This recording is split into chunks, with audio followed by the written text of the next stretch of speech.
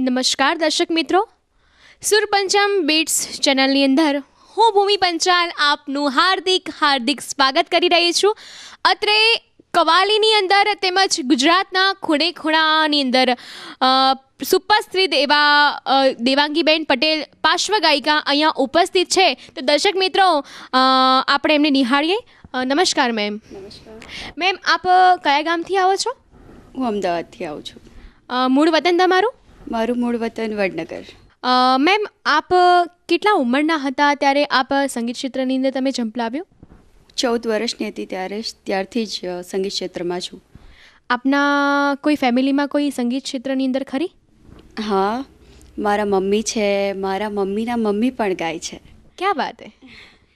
Good ma'am. Ma'am, આપ આપના સક્સેસની પાછળ કોઈને કોઈનો હાથ હોય છે, કોઈનો સપોર્ટ હોય છે.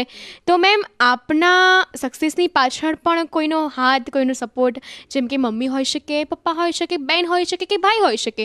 તો મેમ, આપના સપોર્ટની પાછળ કોઈ પણ વ્યક્તિનો જે સપોર્ટ હોય, હાથ હોય, તો મેમ એમનું નામ પણ તમે દર્શક મિત્રોને જણાવો તો. એ મારા મમ્મી છે, જેમના થકી હું અત્યારે સ્ટેજ પર જે છું અત્યારે મારા મમ્મીથી જ છું. ક્યાં બાત હે. મેમ, આપ સંગીત ક્ષેત્ર અલાવા તમે ઓફિસ કે જોબ વગેરે કંઈ કરો છો ખરા? ના, હું જોબ ને એવું કશું નથી કરતી. ગ્રેજ્યુએશન કમ્પ્લીટ કર્યું અને પછી સંગીતમાં વોકલમાં BPA કમ્પ્લીટ કર્યું. બસ ગાઉં છું, સ્ટેજ પરફોર્મન્સ આપું છું. મેમ, આપ સુરપંચમમાં કેટલા વર્ષોથી છો? છેલ્લા 5 વર્ષથી તો ઓળખું જ છું. એ પહેલાં તો ઘણી વખત અમે મળી ચૂકેલા છે, પણ છેલ્લા 5 વર્ષથી એમની સાથે વધારે. મેમ, આપ સુરપંચમના નરેન્દ્રસિંહ બાપુ તેમજ રત્નાભાઈ રબારી તેમજ સુબોધભાઈ દવેનો તમારે અનુભવ કેવો રહ્યો એ લોકોની સાથે કામ કરવાનો? ખૂબ જ સારો. એક ઘરની જેમ દરેક પ્રસંગોમાં એક ફેમિલી રિલેશનની જેમ જ અમે રહ્યા છે અને રહીશું હરદમ. Okay ma'am. મેમ, આપના મનગમતા શોખ, આપની મનગમતી હોબી હોય તો દર્શક મિત્રોને જણાવો તો. હા, મને સાંભળવું વધારે ગમે છે, નવું જેમ કે સૂફી ગઝલો, કોઈ નવા ગરબા હોય, બધું કોઈ પણ સંગીતને લગતું કંઈ પણ હોય, મને સાંભળવું વધારે ગમે છે.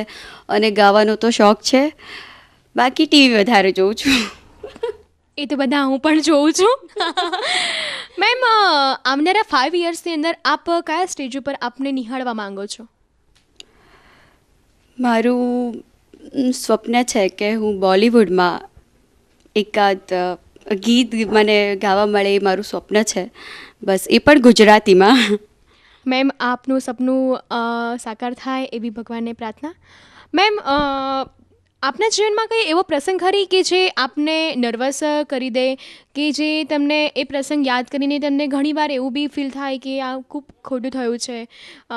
જેમ કે સંગીત ક્ષેત્રની અંદર તમે ફર્સ્ટ ટાઈમ સ્ટેજ ઉપર જ્યારે ચડ્યા હતા ત્યારે તમને કોઈ આમ નર્વસ ફીલ થયું ખરી? હા, મને ઘણા સમય પહેલાં મારા સ્વર્ગસ્થ મારા જે ગુરુ છે બટુક વ્યાસ, એમની સાથે જ્યારે હું ફર્સ્ટ ટાઈમ ડાયરાના પ્રોગ્રામમાં ગઈ હતી ત્યારે મેં પરફોર્મન્સ આપ્યું, પણ મને જાણે એવું લાગ્યું કે મેં બરાબર નથી ગાયું. મારા ગુરુજીએ મને કીધું કે ના, તું આમ થોડું વધારે સારું ગાય એમ, પણ હું એ ન કરી શકી. અને એ દિવસે મને બહુ જ રોવું આવ્યું હતું કે યાર, હું પરફોર્મન્સ સારું ના આપી શકી. બસ એ વખતે થોડું નર્વસ ફીલ કર્યું હતું, બાકી તો નહીં.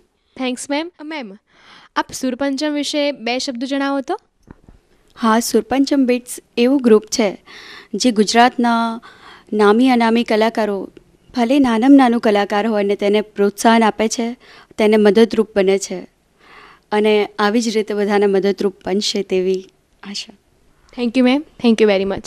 મેમ, તમે સુરપંચમમાં અહીંયા આવ્યા અને તમે આપનો કિંમતી સમય અમને આપ્યો તે બદલ હું ભૂમિ પંચાલ તેમજ સુરપંચમના ઓર્ગેનાઇઝર નરેન્દ્રસિંહ બાપુ, રત્નાભાઈ રબારી અને સુબોધભાઈ તરફથી તહે દિલથી આભાર માનું છું. Thank you very much. Thank you very much. પણ આપ સર્વેનો આભાર માનું છું. Thank you. Thank you ma'am. આવા જ બીજા કોઈ કલાકારને નિહાળે ત્યાં સુધી ભૂમિ પંચાલને નમસ્કાર.